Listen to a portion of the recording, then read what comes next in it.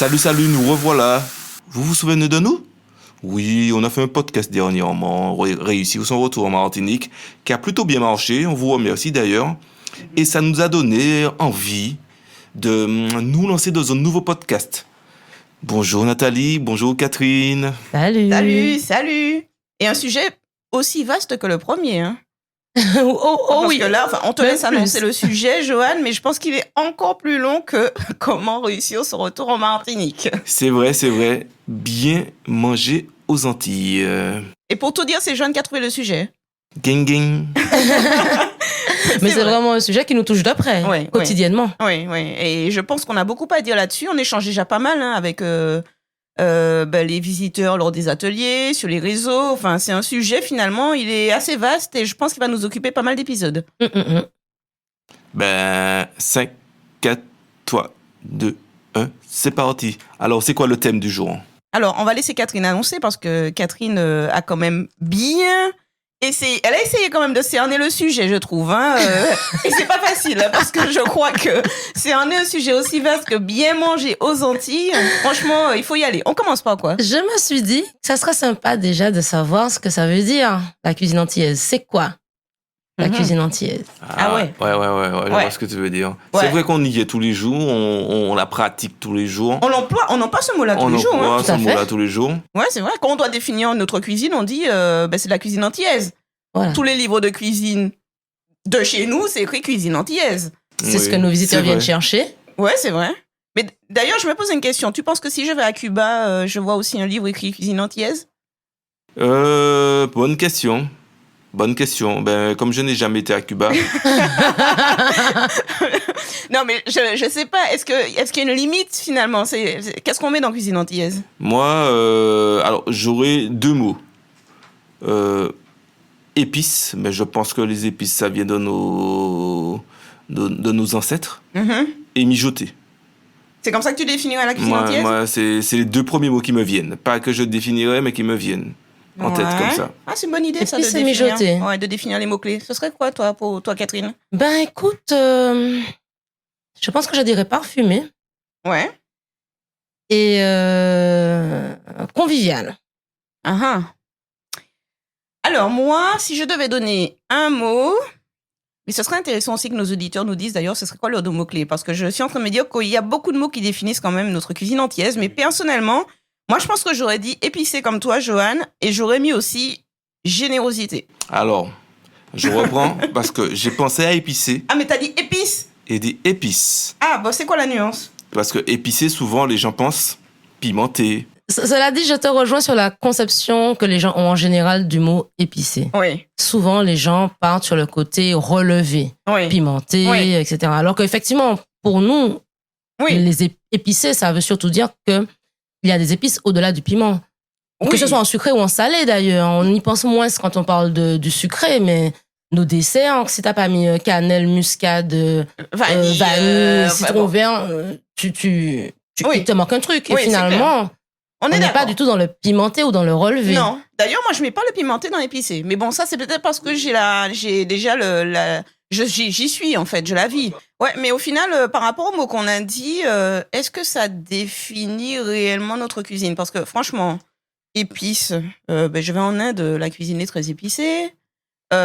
Générosité, je vais, je sais pas dans quel autre pays, j'imagine qu'elle l'est, enfin je sais pas, qu'est-ce que réellement ça définit quoi. On était parti sur deux mots. Maintenant, il faudrait rentrer dans les détails parce que notre cocktail d'épices à nous n'est pas le cocktail d'épices qu'on va trouver en Inde, qu'on va trouver. C'est vrai. C'est là. Après, ça faisait plus que deux mots, donc. Oui, c'est vrai. La générosité, c'est pareil. Il y a beaucoup d'endroits où de toute façon, on va toujours te vendre une cuisine généreuse. On va pas te vendre une cuisine chiche. Moi, je viens pas si tu me dis que je vais mourir de faim pendant le repas. Mais je pense que là, la générosité, je la vois aussi dans la présentation du plat. Et je rejoins un peu le mijoté de Johan entre convivial, généreuse et mijoté. La présentation traditionnelle de nos plats, c'est vrai qu'aujourd'hui, on essaie de faire des choses un peu plus élégantes. Mais c'est quand même la cocotte. C'est rustique. Où il y a, c'est rustique. Oui. Et puis, comme je dis souvent, je comprends pas pourquoi en Martinique, quand on reçoit 10 personnes, on cuisine pour 20. Ouais, Tu non, vois? donc très généreuse. Oui, je pense Il y que a tu ce irais- côté-là de la cocotte qui nourrit vrai. tout le monde, qui invite la famille, les amis, les voisins, tous les gens de passage. C'est vrai. Mais tu irais dans certains pays d'Afrique du Nord, je pense que tu trouves, ou d'Afrique Oui, tout court, peut-être tu oui. trouverais le même fonctionnement. Mais je Après, pense c'est que la combinaison. Il y a Ah ouais. la générosité, il y a nos épices à nous. Oui, voilà. il y a- Finalement, c'est la combinaison qui fait la définition.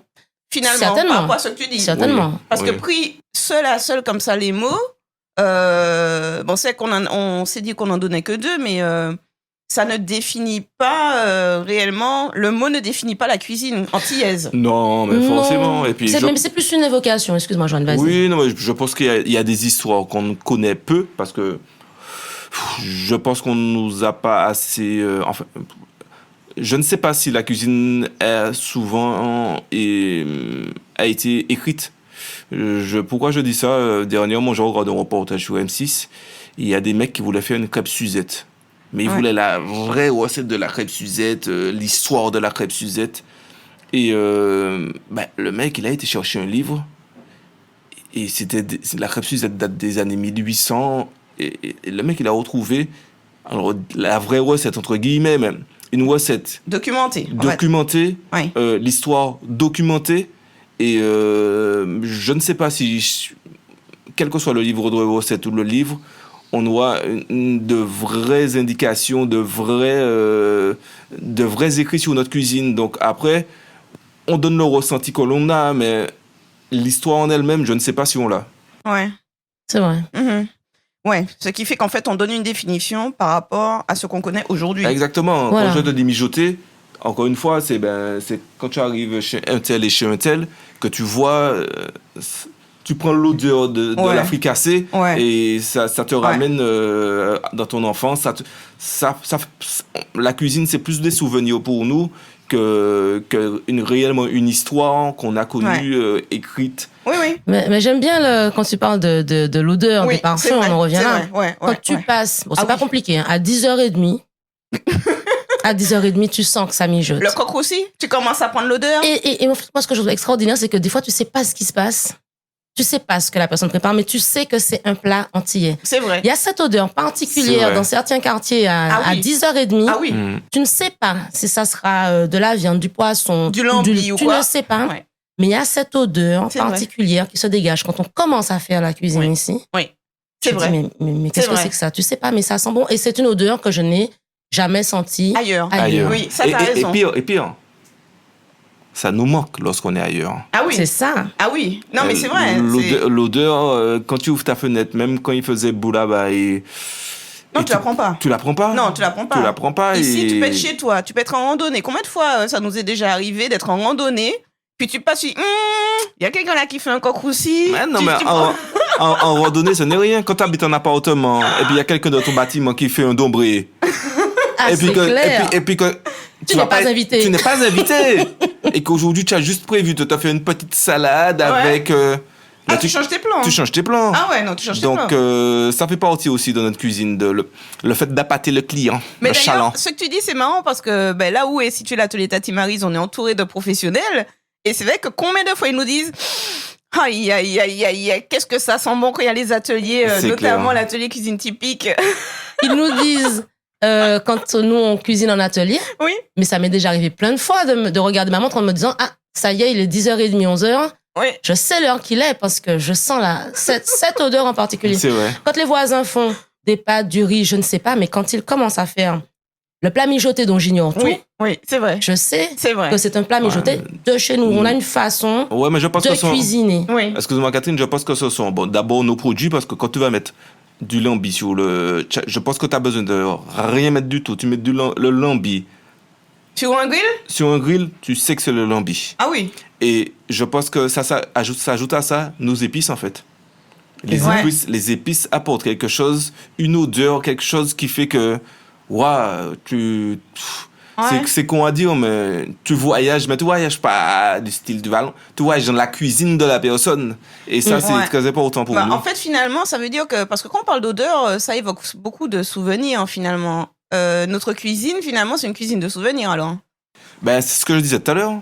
On a des noms, mais Bon, souvent, les gens nous disent mais c'est pas la vraie recette parce que ma maman faisait pas comme ça, machin. Et je pense que ça, ce n'est que des souvenirs et une éducation autour de ce que nos parents faisaient.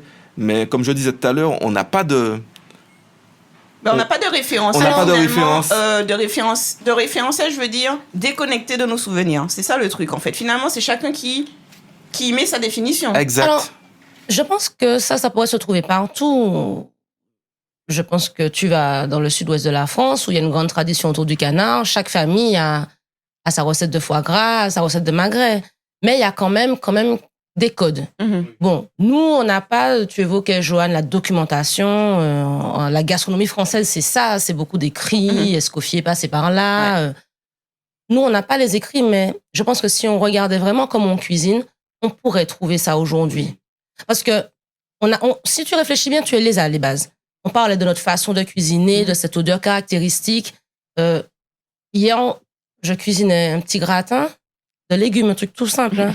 J'ai fait sortir tout le monde du salon, de la chambre. Ah, et il y a mon frère qui me dit, mais en fait, c'est tout simple, hein, mais purée, qu'est-ce que ça sent bon à chaque fois. Mais j'ai fait quoi? J'ai fait revenir un peu d'oignon, piment, végétarien. Je faisais une compotée, il y avait le gratin et à côté une compotée de piment. Mon frère me dit, mon Dieu, ça sent l'odeur de la saucisse fumée à la tomate. Non. Je dis, mais il n'y a pas de saucisse fumée dans son histoire.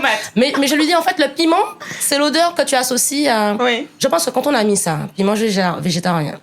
Attends, parce qu'on parlait tout à l'heure du lambi. Mais lorsqu'on fait revenir du piment doux, ça change le plat. Oui. C'est ça. Donc, tu as parlé, l'oignon pays, le piment végétarien. Oignon végétarien, un peu d'oignon, persil, et de l'ail. Mm-hmm. Je pense que quand tu as mis ça, tu as déjà une base. Oui. Tu peux te dire que tu fais une cuisine antillaise. Alors, antillaise, tu parlais des limites tout à l'heure. Je ne sais pas si on fait comme ça dans les grandes Antilles, mais dans les petites Antilles, on va, je pense, beaucoup retrouver ce cocktail-là. Ouais. Et puis après, on va broder, on va rajouter du gingembre, on va rajouter du pois d'Inde, du curcuma. Mais je pense qu'on a cette base-là quand même. Comme tu dis, on n'a jamais pris le temps d'écrire ça, mais dans les familles, ça se transmet. Alors, il y en a qui vont mettre plus de piment, plus de ceci, plus de cela, mais je suis quasiment certaine qu'on retrouverait dans la base, bouquet aromatique. Oui, bien sûr. Donc finalement, on a notre cuisine antillaise, c'est des codes d'ingrédients. Je pense. Finalement, parce que ce que tu dis, on parlait des souvenirs liés aux odeurs, mais qui sont liés justement à ce cocktail souvent d'ingrédients. Hein, c'est ça. Cette mixture aromatique que l'on utilise beaucoup dans nos recettes, nous aussi, qu'elle soit typique ou créative d'ailleurs. C'est vrai qu'on retrouve toujours dans nos recettes cette espèce de mixture composée des 5 ingrédients dont tu as parlé. Je suis d'accord avec ce que tu dis, mais il y a aussi, je pense, la cuisson. Souvent, le mode de cuisson. Le mode de cuisson, je me souviens, lorsqu'on on avait fait un atelier cuisine typique, et c'est quelqu'un qui venait de l'Hexagone qui nous disait, pour elle, notre flan au coco n'était presque plus flan, parce que nous, je pense qu'on pousse un peu plus la cuisson au niveau du flan, et eux, ils veulent quelque chose d'un peu plus... Non, il n'y avait pas que ça. Hein. Il y avait aussi qu'il y a tout le cocktail d'épices qui fait qu'au final, de flan au coco, c'est un flan aux épices, au citron, au coco, tu vois. Donc c'est ça, en fait, le truc. C'est aussi... Des associations incontournables. Des associations que nous, Parce on que a chez nous, coco ne va pas sans citron vert. Non, voilà. C'est pas la peine. Donc, c'est vrai qu'on est finalement beaucoup sur ces bases un peu, ces mixtures aromatiques ou ces associations d'aromates ou d'épices. C'est ça qui définit je pense pas mal, quoi. Je pense qu'on aime autant les aromates et les épices que les ingrédients forts du plat. C'est-à-dire que le lambi, si on nous met pas les aromates qu'il faut avec le lambi, ça reste du lambi, mais dans la fricassée, dans différents plats, on est obligé d'ajouter ça pour qu'on se dise, ça c'est du lambi. C'est notre recette. Exactement. Moi, je prends l'exemple encore plus simple, hein, le chocolat. Attends, le chocolat chaud. C'est presque universel. Un chocolat chaud. Tu peux aller n'importe où dans le monde, tu vas en boire un, c'est du lait, du chocolat, du sucre. Sauf que qu'est-ce qui fait que nous, qu'on le goûte, on se dit, celui-là, il est pas antillais. C'est parce qu'on sent pas la note de cannelle, la note de citron vert, l'amande amère. C'est toutes ces associations de saveurs qui font que ce chocolat qui est universel devient antillais, en fait. C'est pour ça que je dis que le chocolat, c'est l'élément principal de la recette. Mais si pour nous, il n'y a pas les autres notes d'arôme dans ce chocolat, c'est un chocolat. C'est un chocolat et ça, pour nous, le chocolat n'a presque plus d'importance puisque ça reste chocolat. Mais en fait, je dirais, Joanne, que c'est la même chose également pour le flan au coco dont tu parlais. C'est-à-dire que le flan au coco, je doute que ce soit nous qui l'ayons inventé en Martinique. C'est vrai. Et pourtant, quand d'ailleurs en atelier, on insiste bien, on dit c'est le flan au coco au goût de chez nous. Au goût de chez nous. Parce que des recettes de flan au coco, il y en a tout plein. Le flan, c'est universel. C'est vrai.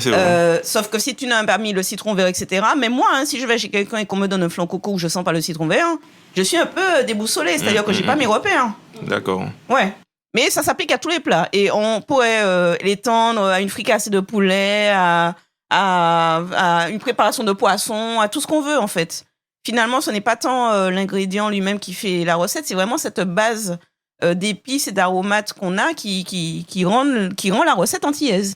Mais en fait, l'ingrédient phare ne fait pas la recette, mais il y a quand même dans la cuisine antillaise des ingrédients particuliers ou qu'on aime plus que d'autres. Moi, si j'y réfléchis, la cuisine antillaise, c'est plus du poisson, du poulet et du porc, par exemple, que du canard, oui. même si on l'aime bien.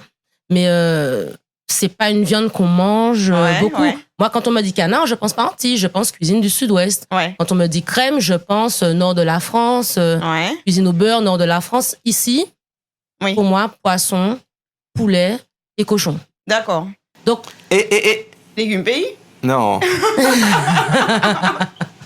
Alors, moi, souvent, cette chair, je la mets à part. J'ai la morue.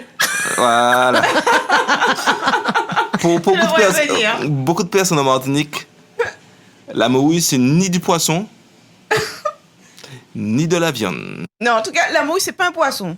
Voilà. La morue, c'est juste la morue. Voilà, c'est quelque chose d'à part. Oui. Ah ben oui. Quand je dis à quelqu'un, j'ai mangé du poisson ce midi, t'as mangé quoi? De la morue? Je vois le regard, Samy Segadila. Oui, c'est sûr qu'on ne produit pas de morue, mais la morue elle est très ancrée. Ah oui, c'est ancré. Ah oui, voilà.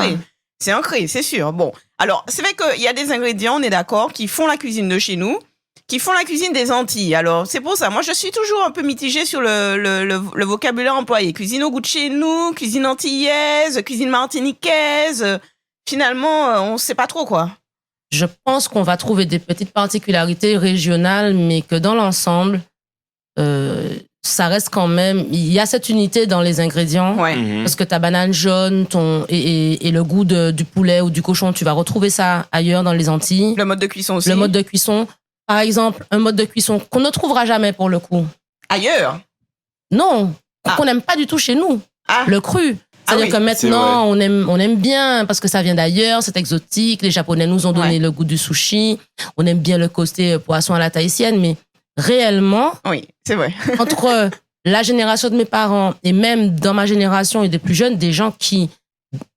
juste la seule idée de manger du cru, ça ne passe pas. D'accord, Donc, quand je dis tartare, j'ai une amie, limite, je lui ai fait voir un fantôme. Moi, je me dis, quand on a les ingrédients, les aromates, on a les produits phares. On a parlé des chairs qu'on aime bien chez nous, les légumes pays auxquels nous sommes attachés. Certains modes de cuisson, on évite le cru, mais on va avoir les fricassés, on aime bien les fritures. Ce ne sont pas des choses forcément spécifiques à chez nous. Mais quand on met tout ça ensemble, je pense qu'on arrive quand même à peindre un tableau de ce qu'est la cuisine antillaise. C'est comme ça que je le sens, en tout cas. Ouais, ça m'amène quand même à je te rejoins, mais je me dis, est-on obligé d'associer tout cela pour parler de cuisine antillaise ou pas? C'est-à-dire que, alors c'est vrai que sur le mode de cuisson, tu as raison, c'est une fricassée, ça existe en dehors de la Martinique, mais est-ce que si je n'ai que l'ingrédient, est-ce que je n'utilise que l'ingrédient, on peut déjà parler de cuisine antillaise? Je pense que dans certains cas, ça peut s'appliquer. Alors, oui, mais comme tu le disais tout à l'heure, plus que l'ingrédient, la combinaison. La combinaison. Ouais, la combinaison. Voilà, je reviens sur ton exemple du chocolat ou du flan. C'est la combinaison coco, citron vert, cannelle qui va faire que ça va être antillais. Pour le chocolat, c'est la combinaison citron, vanille, amande amère qui va faire que le chocolat sera antillais. Je pense qu'on a quand même des combinaisons d'ingrédients ou de saveurs qui sont caractéristiques à notre cuisine, quelle que soit l'échelle, que tu prennes la cuisine de chez nous en Martinique, antillaise ou même caribéenne, hein, parce que je pense que quand tu te balades dans les îles, tu dois pas être très perdu. Hein. On l'a vu, hein, nous, tu retrouves des modes de cuisson assez similaires. Exact. Tu retrouves des ingrédients assez similaires. Tu n'es pas perdu. Non, tu n'es pas perdu. De toute façon, d'une île à l'autre, j'ai envie de te dire, dans toutes les Antilles, il y a du lambi. La langouste. De la langouste, le cacao. Donc, on n'est pas perdu. Après, notre mixture, que ce soit pour le salé ou pour le sucré, alors, c'est vrai que j'ai jamais fait attention lorsque j'ai pu visiter les pays, les îles et pays à côté, si cette mixture était chez eux ou je la ressentais dans leur cuisine. Ouais. Non, mais en tout cas, je trouve que c'est une belle définition, finalement. Et surtout, ce que j'aime bien dans cette définition, c'est que, finalement, elle traverse ses époques. C'est-à-dire que elle reste pas, on parle pas de cuisine antillaise qui ne définit qu'une cuisine traditionnelle, ancestrale, finalement. Qui reste figée, en fait. Qui reste figée. C'est-à-dire que dès lors que ces codes ou cette base, je sais pas, on la connaît et qu'on l'applique même de façon moderne, on peut continuer à parler de cuisine antillaise, de cuisine au goût de chez nous. À mon avis, oui. Ouais, finalement, c'est ça. Non, c'est très intéressant. Mais je pense que les auditeurs pourront débattre également avec nous parce que je pense que déjà pour savoir de quoi on parle, il faut en effet qu'on ait un socle commun sur cette définition de qu'est-ce que la cuisine antillaise. Exact. Oui. Ouais, c'est un vaste sujet. Les amis, on se dit à la prochaine. Ouais. Merci aux éditeurs de nous écouter, de nous faire confiance et puis de débattre avec nous. Laissez un petit commentaire, partagez, vous savez, likez, faites tout ce qu'il y a à faire sur les réseaux pour que le podcast se fasse plus entendre. Et on se dit à la prochaine. À très bientôt. À bientôt. Merci.